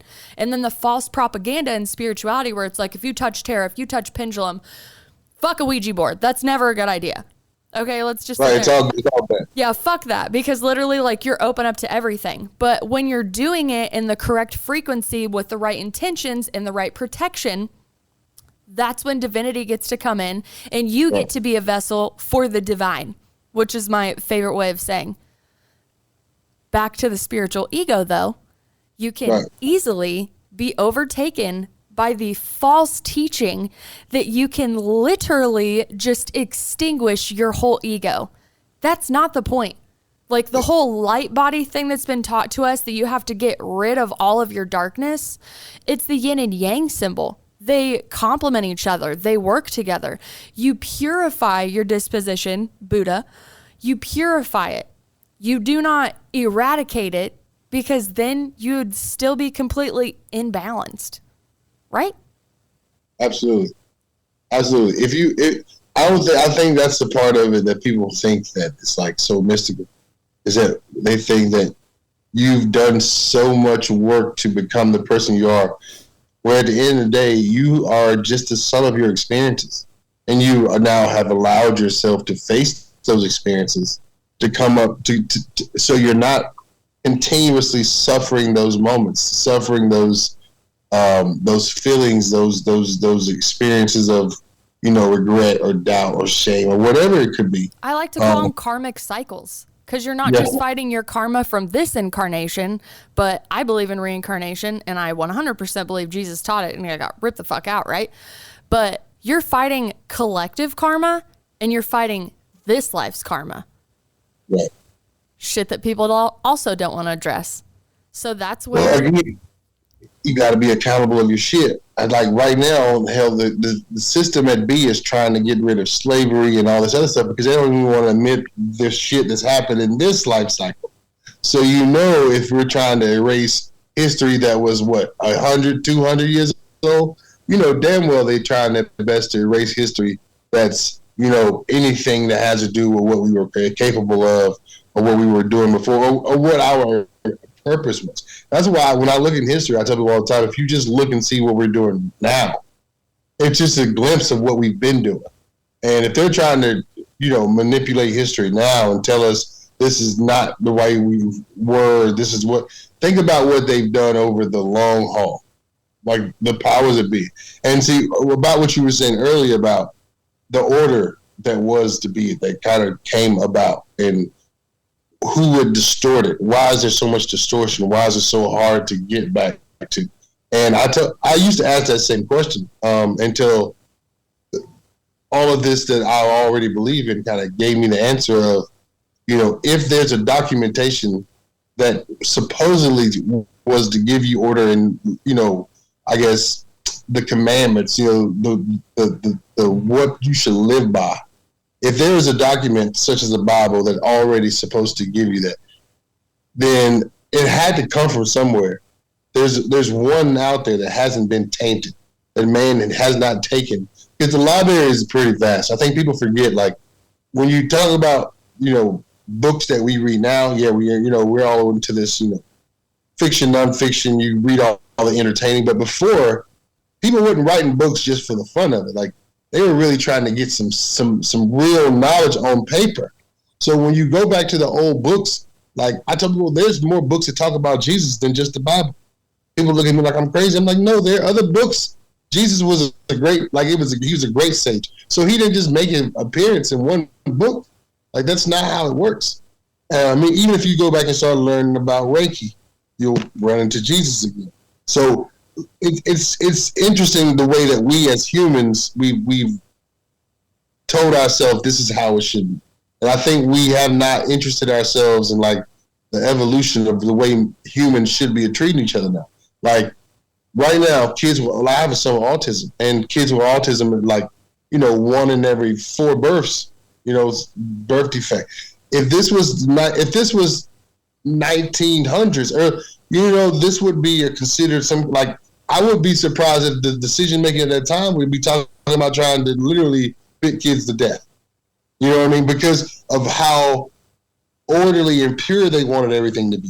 And again, so if we don't look at how, as humans, we should be evolving, how we need to start taking stuff differently, how we can't be allowing the cycles of our parents, the cycles of our grandparents, or the cycles of our earlier lives to really be that which our kids end up becoming familiar with and experiencing. Because at that point, what you're doing is just giving them your pain, giving them your trauma, giving them the same platform that you had for your experiences that I'm not going to say didn't go the way you wanted to, but unless you can look in the mirror and call yourself a perfect human being, you probably had some experiences that molded you and that you had to overcome. So the same for your kids will happen. They will have experiences and they will mold them. The best thing you can do is just provide them an environment so they can learn, so they don't feel like they're being, objectified or outcast or anything in the learning, in those experiences, because the experiences are going to happen. You're not going to be able to stop that from happening. And teaching them how to process that energy and how to not hold grudges, like you said, and not hold that again, you stay over there and I'm going to stay over here. And and just allow that and really how to, I guess, process the different experiences and different, I guess, I won't say trauma because everybody's not experiencing trauma, but different occurrences that, let them weigh in for them because something that was traumatic for one person could have been, a roller coaster for another person. And that could have been a bag of joy for another person. So I'm not saying that it's not, we can all fit into the same box, but you have to make space for a person to experience. So many pins I tried to remember, and I did not remember all of them. But I'm going to work my way back. So the thing that you just said about something that could have been traumatic to another person maybe isn't so traumatic to the other. So my metaphor almost that I like to say to people for that is picture 3 kids in a room they all have a birthday cake in front of them. They all get happy birthday sang to them, and they all blow the candles out at the same time. If you went back and interviewed all 3 of them, they all did the same action at the same time, and they all have 3 different experiences. They all release multiple different chemicals. Like, what if blowing out birthday candles released cortisol in that kid? And what if it released serotonin in that one? And what if it didn't do fucking shit to the other one? You know what I'm saying? That's 3 different perspectives, which you have value in your reality and what you were doing. That's really big to understand that if my feelings are hurt, but the thing that hurt my feelings wouldn't have done shit to you, I'm not sensitive. I'm not dramatic. I'm not a little bitch. No.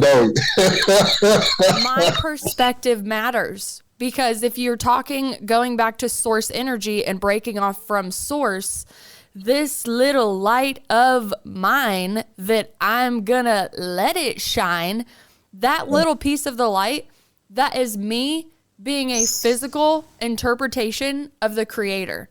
And I was given free will to go do truly whatever the fuck I want, whether I want to be good, whether I want to be bad, whether I want to listen to the devil that day, or whether I want to listen to the angel that day.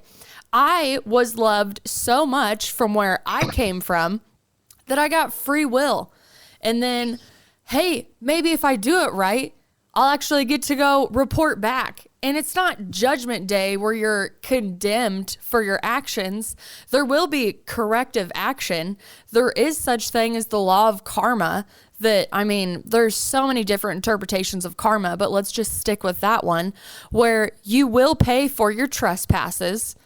But I don't believe that it's going to be a format where you're just stuck in fiery brimstone bullshit because you weren't educated enough to make the right decision.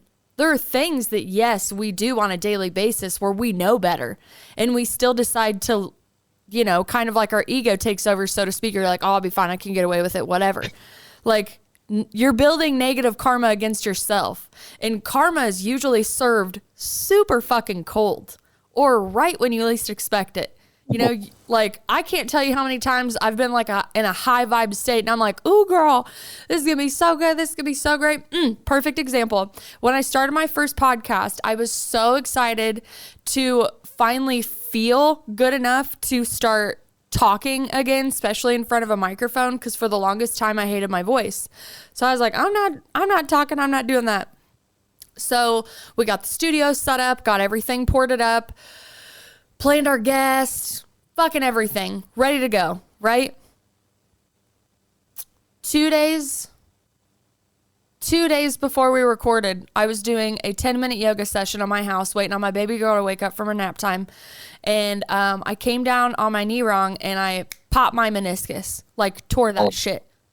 So, like, long story short, I had to go to the ER, get this expensive ass knee brace bullshit.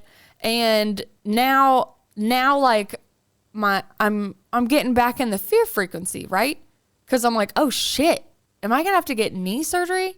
I'm not doing knee surgery. Like, you're not ripping my meniscus out of me. I know the body can repair itself. That's what it was made to do. I have to dig deeper, not only into myself, but in my proper resources. Right. So I'm like, I'm supposed to start living my purpose. I'm in a high vibe. I've been doing all of the work, you know. Where is my reward? Right? Because we're all built on the carrot in front of us and the reward system. So like, I had to sit back and sit down and be like, why is this happening? Like, guys, I feel good. I feel right. I feel aligned. Why the fuck would my meniscus pop out? Right. 2 days after I tore the meniscus, I was on my way to work. I was stopped at a stop sign, and I'm assuming a girl that was looking at her phone going a little too fast rear-ended me when I was stopped at the stoplight.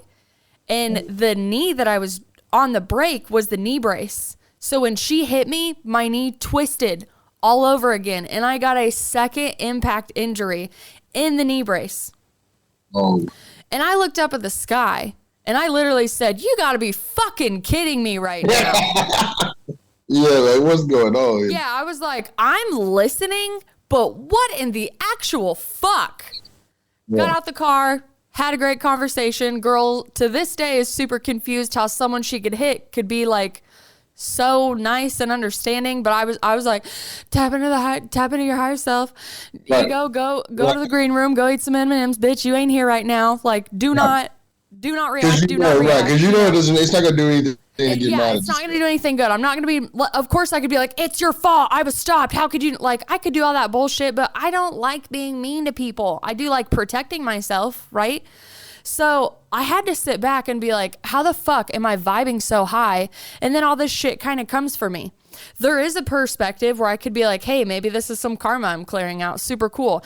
Maybe I was moving too fast because the ego is the one that wants to go, go, go and fast and get the reward and get the promotion and get this. But divine timing will always come into play. And divine timing doesn't believe in what's good or what's bad, right?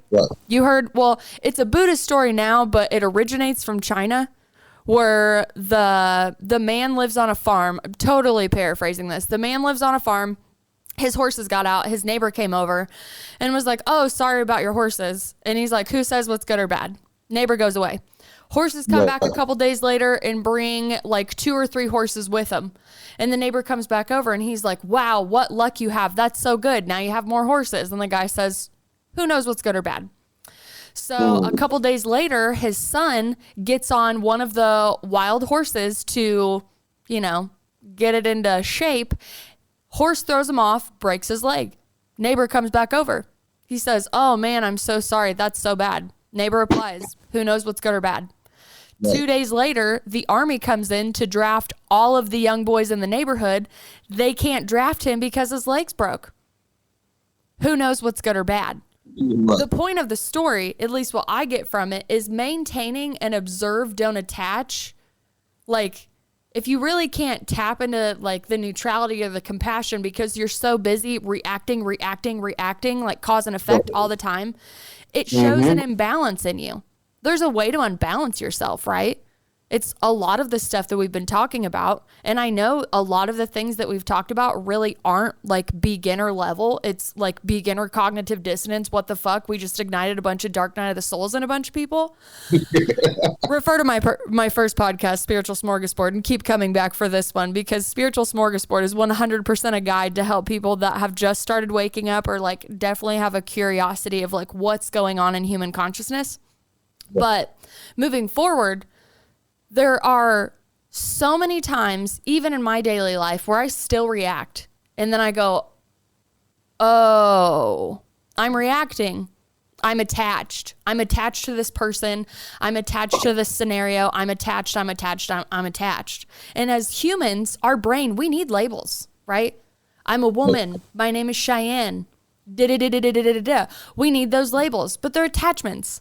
So that's why I think this whole movement of all the new labels, all the new words that you get to identify yourself and hashtag you with, it's a slippery slope. It's another form of attachment. The other thing that I would like to point out is the one thing that actually connects all of humans truthfully is unconditional love and the fact that we all come from one source, correct? But in the physical world, the thing that subconsciously and truthfully connects us all is we all don't want to be alone, no matter what. So black sheeps of the family, you're supposed to not fit in so you can move. They're going to make it uncomfortable so you go out and grow. The hard part about that is, do you want to continue to sit at the table because these are your family and they love you, but they don't support the growth or the way that you want to grow? Because I've been at those tables. I've had plenty of families. And I truly fucking golden retriever over here. I love everybody. And I sometimes give people cognitive dissonance talking to me. My bad. I love you enough to have an open conversation, right? But we don't want to be alone. So we've built this whole lifestyle up. We've worked really hard at it. We got the job, we got the car, we got the wife, we got the kids, we got the husband, we got all this shit. And we're still fucking miserable. So we go to the doctor. The doctor gives me antidepressants, which suppress what's really fucking going on. It's a Band-Aid over a broken leg. Oh, it's not working. Raise the dosage.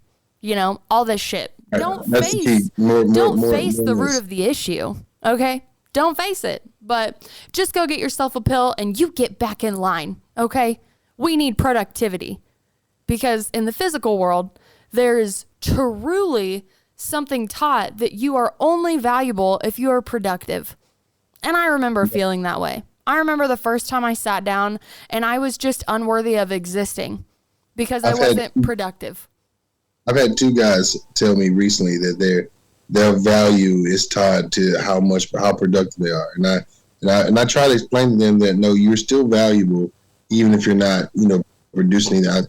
But, and they work at the same place coincidentally. And I was trying to tell them, like, yo, that's some deep workplace commitment you got going on there. For you guys both to be like, my value is tied directly to how much work I accomplish. And I was just like, that's the programming they want you on, because you're still a human being. This place will fall apart without me.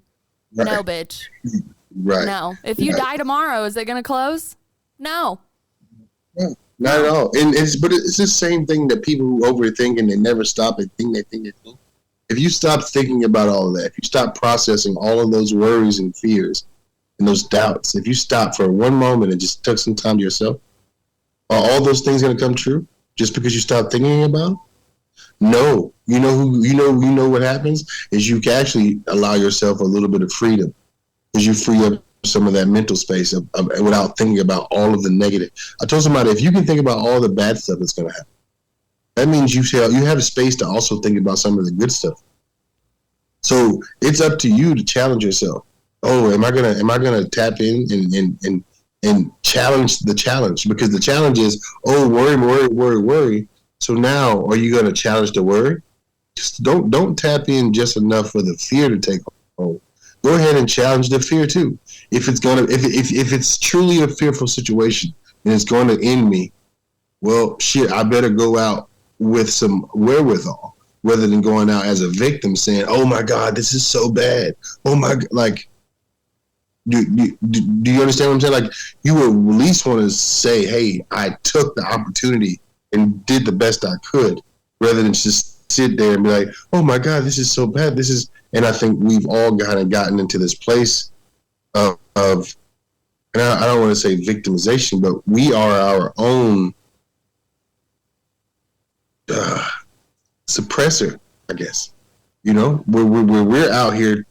My wife asked me once, she goes, so you don't have that little thing in your brain that tells you bad stuff's gonna happen? And I told her no. And then one day, probably maybe a month or two ago, I was doing something and I heard that little voice in my brain that tried to tell me something bad was gonna happen. And you know what? I've gotten so used to telling that little voice to shut the fuck up that I don't even hear it no more. Like, when it came up, I was like, what the hell you, like, are you serious? Are you talking to me right now? Like, it was so funny that thing was even trying to speak, because there's no doubt. There's no hesitancy. I know what I'm doing, and I know what I do in my day-to-day life is for me and my family to become a stronger unit, to support, to actually step into my light and my role as a provider, a protector, a dad, a husband. So for me to know those things, I don't second guess my actions. I don't second guess what I'm doing, because I don't do anything. I don't do anything outside of what I feel like I should be doing. And when I'm faced with obstacles, when I'm faced with stuff that's unearthing, like, I will sit in it for a little bit and kind of allow it to. And sometimes it don't get no better. My wife tells me all the time, she's like, yo, you simmering over there, or you're soaking over there. She's like, you're just sitting in that emotion, because you can just sit in an emotion. And what I've learned is, if you sit in an emotion, if you're experiencing an emotion for longer about 5 minutes, you're faking it. I know people don't want to believe that, but after 5 minutes, you doing that shit to yourself, because there's an initial response. There's an initial response, like, okay, this happened. I'm processing it. The brain having the process, and then you have all the initial reaction. But after so long, after you understand that this is the case, you accept it, and then you start doing what a human should be doing, which is problem solving, which is, now what am I going to do next to either rectify the situation or get myself to a better state or more protected environment. Think about how heavy that feels, right? How heavy the anger feels, the justification in the anger, the sadness, the shame, not forgiving yourself. Like, because I mean, you're right. Like, I have my days too where I'm like, oh shit, I feel like this again. God damn it. Which, I mean, there's like, right, you're sitting in a pit right? Like, that's what I used to think. I'm like, I can't get out of here. Somebody will come get me. Just going to twiddle my thumbs and fuck you. You're cool. I'm out. That type shit, right? I feel justified in my ego and blah, blah, blah, blah, blah, blah, blah, blah. I have an audit system now that I've been continuously building and adding to. Direct experience is definitely my best teacher. Like, you can learn things in meditation, but you really do have to take them out into the world and be tested. So, like, if you want to lead with compassion, the best way to learn how to be compassionate is, like, just fucking getting a bunch of mean people that limit you. People that try to take your power, friends that are not friends, that, you know, I call them the idols and the anti-idols of my life. Like, for me, I've had people I've let into my heart so closely. I truly believe that we had like compatible missions on earth, right? And like, we saw each other. And then it turns out that that really wasn't the case. And I believe that those things are supposed to happen to us. And I don't really want to sit here and be like, you did this to me. And that's why X, Y, Z. I'm just like, okay, I see the error of my way. I see the error of their way. I don't want to sit in this muck all day. Like, let's go do some breath work. Let's just go introspect. Let's go write down some cathartic thoughts. Let's get this out of me. My favorite thing that I still have to test myself on, like, a bad day, because it's so draining, right? Like, especially when you really tap into your energy body, you can tell what raises or lowers your vibration.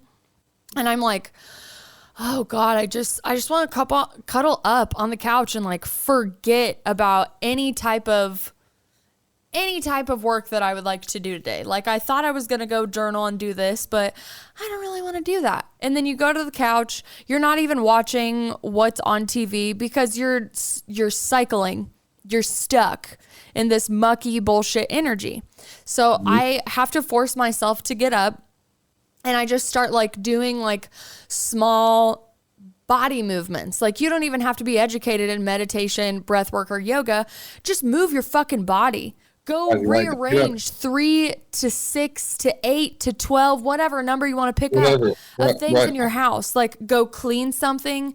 Just keep moving your body, because that's energy stuck in whatever center, wherever, and you need to move it. You know, like, I just told my friend the other day, she was like, she just texted me and she's like, I'm going through a really dark time in my life. And I could feel it, like, when I reached out to text her, because all I was doing was being a golden retriever and telling her how much I love and appreciate her in my life and everything she's done to support me, like, literally since I met her when I was 18.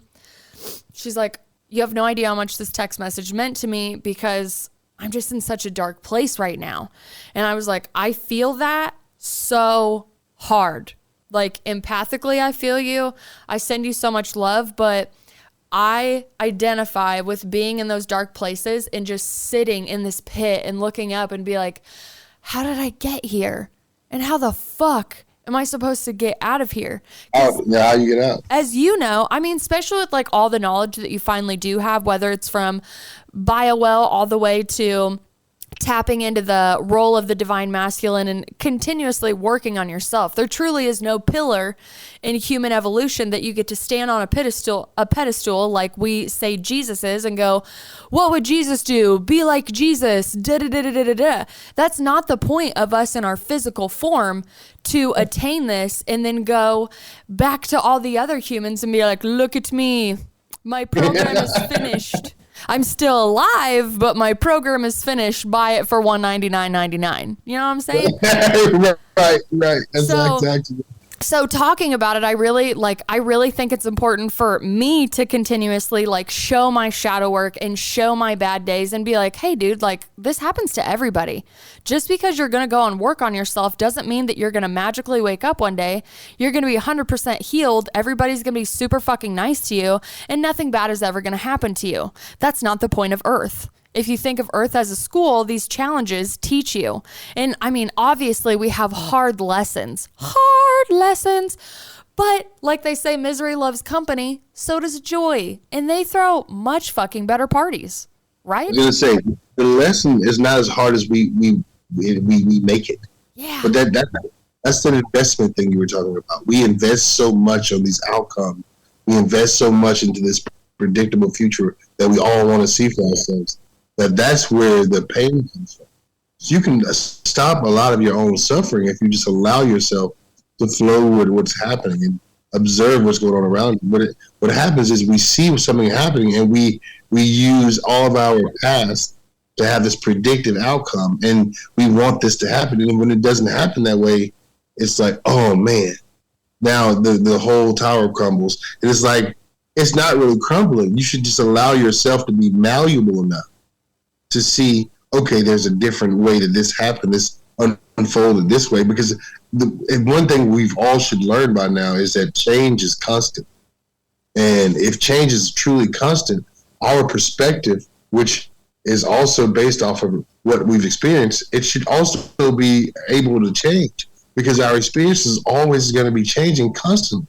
So we just need to understand, like, there's no, it's even like, even Einstein in his work talked about where he was not correct, because he realized that there were going to be changes that came about in the following whatever decades to come that would allow people to finish his work.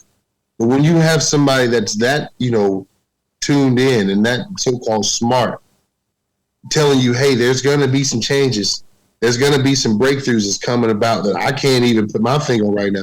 Like, that should let us all know that there's something afoot. And we should all be malleable from within, so we can all be ready to.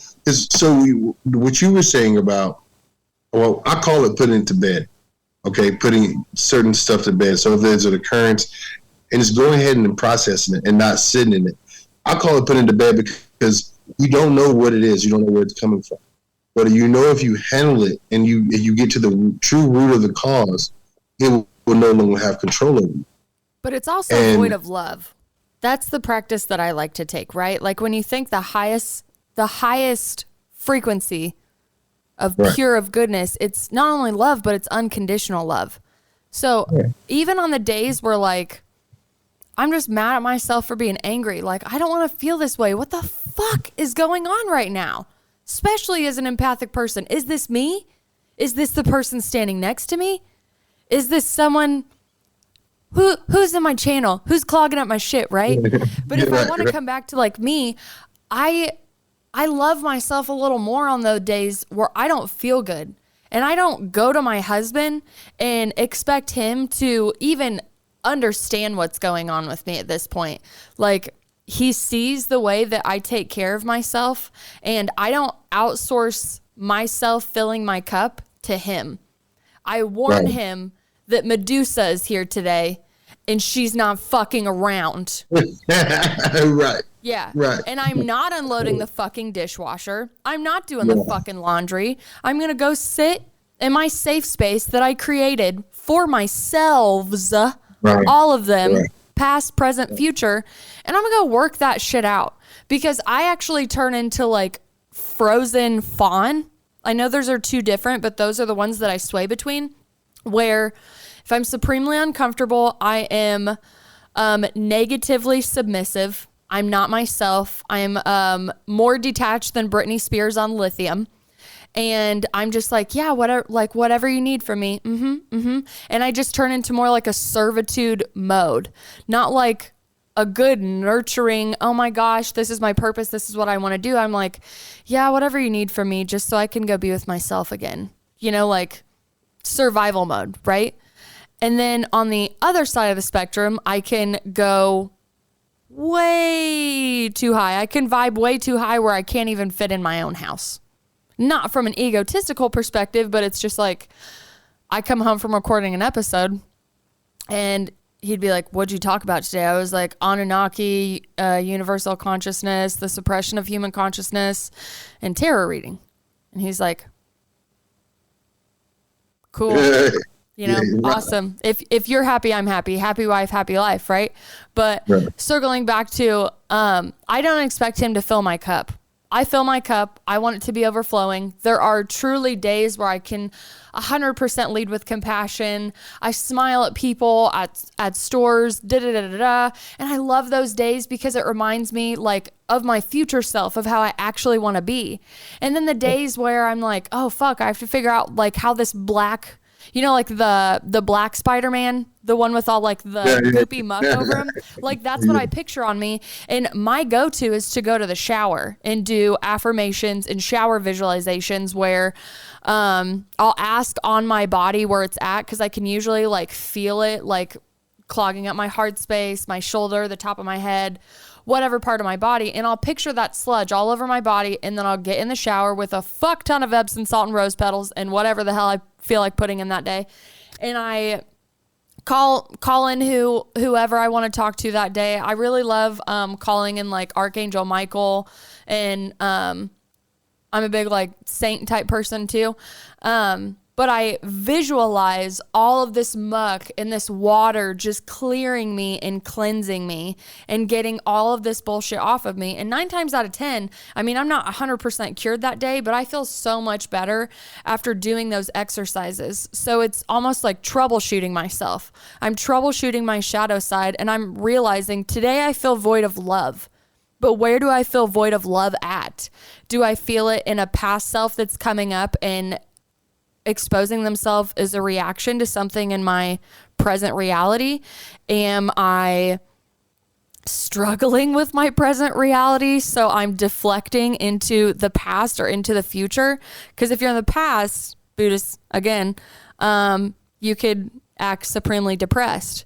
And if you're super anxious, you're living in the future. So pulling yourself back into the present moment and asking your questions of why am I feeling the way that I'm feeling, and not judging yourself when you get it out. I love writing it down on paper. And for years, I mean, I would hide all my writings anyways, but there was a time where, like multiple times in my life, where I would quit writing because I didn't want anybody to know. I didn't even want myself to know, let alone someone accidentally pulling up my journal and be like, the fuck are you writing?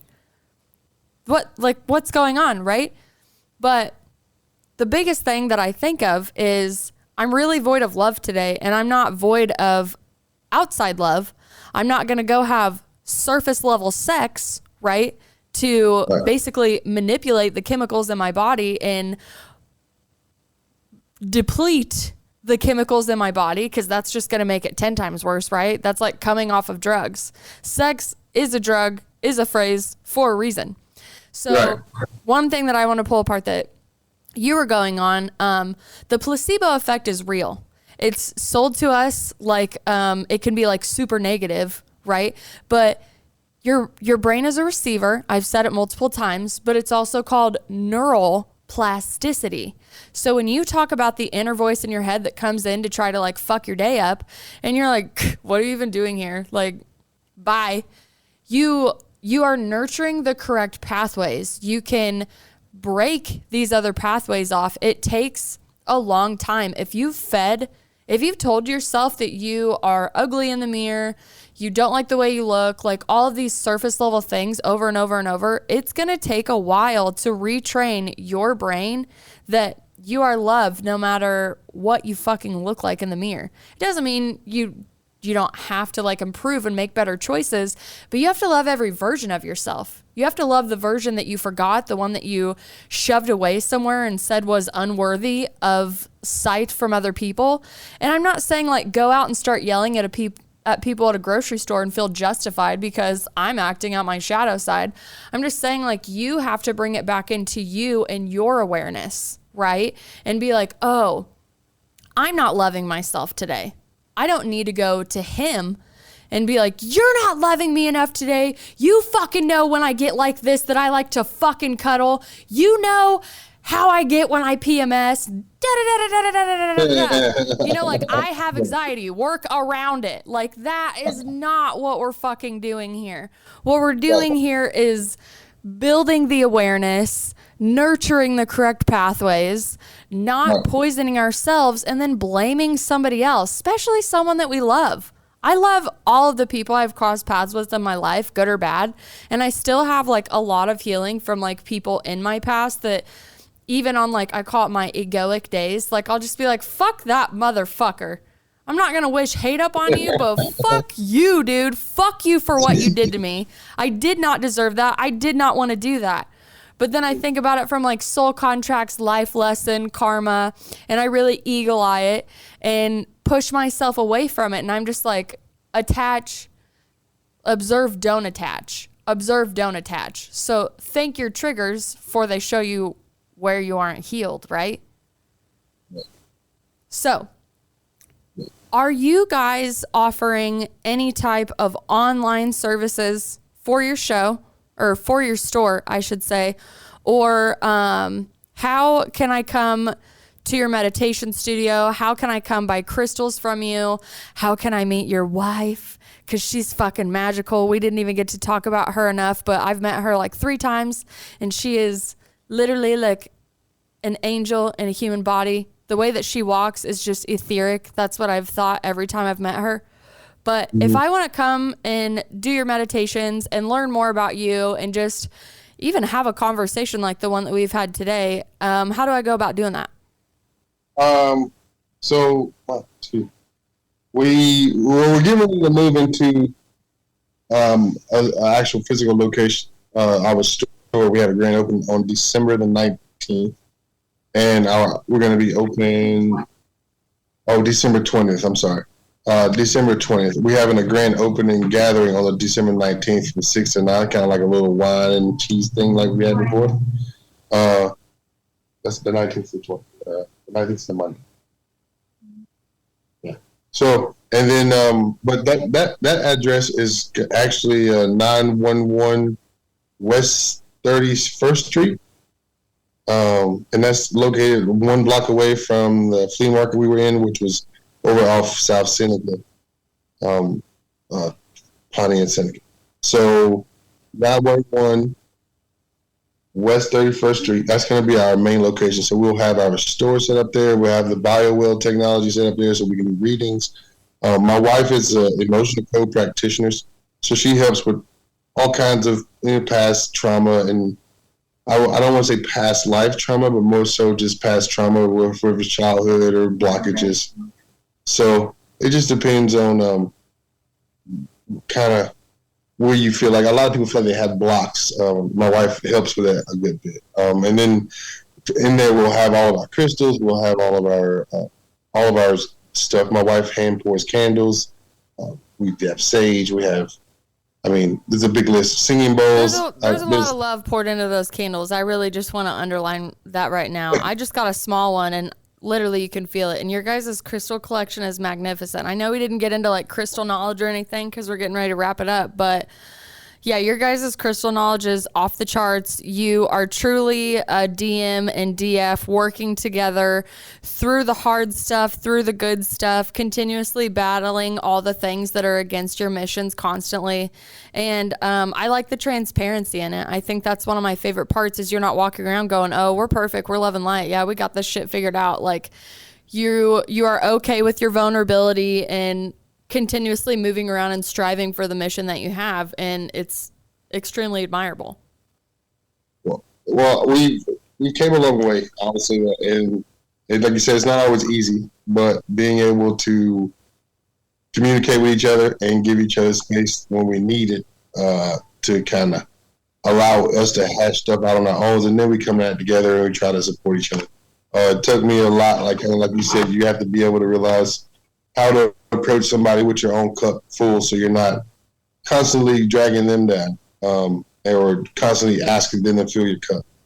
And I think we, over the years, like we've been together 10 years now, we've definitely been able to get to that point where if one of us needs the time to ourselves, we can give each other that. And if one of us needs the other one to kind of be there as an ally, as like, man in the corner, per se, then we do that as well. So it's a balance. It's not always easy. It's not always, people think relationships should be all sparkling, cups of wine and rainbows.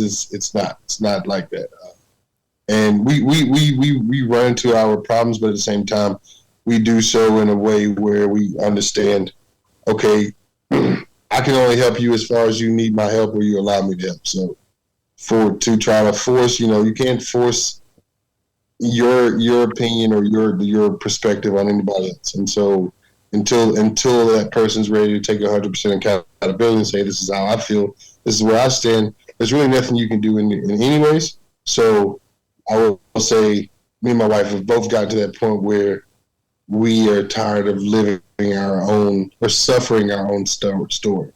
So we definitely take the time to hear each other out for the most part. I love it. I'm so glad you came on the show. And I say this to everybody that I interview. Like, there's so much more information to talk about. This isn't just a one episode thing. You can always come back in and share your knowledge more. We can definitely hit off the conversations like we have. If you are listening from Wichita or any of the surrounding areas, check out the links below. Get with them. BioWell technology is supremely revolutionary to anybody that is tired of suffering, is tired of all of that. What you guys are doing is the real deal. And I just appreciate you so much for coming on. I know this isn't the last time we're going to hear from you. And I really just appreciate your time. It's been such a great conversation. Thanks for having us. We appreciate it. And like you said, it's a constant pursuit on our behalf. So we're definitely going to be working towards trying to, and improve our message, improve our ability to help people understand, I guess the sum of it all. But definitely, thank you so much. We appreciate it. I'm so excited. And before we get out of here, Vitality Exposed is going to bring us a Neovaii track from his album Aurora. This is a song called Think of You that I picked out for today. So enjoy this track and we'll see you on the next episode. Cliff, thank you again.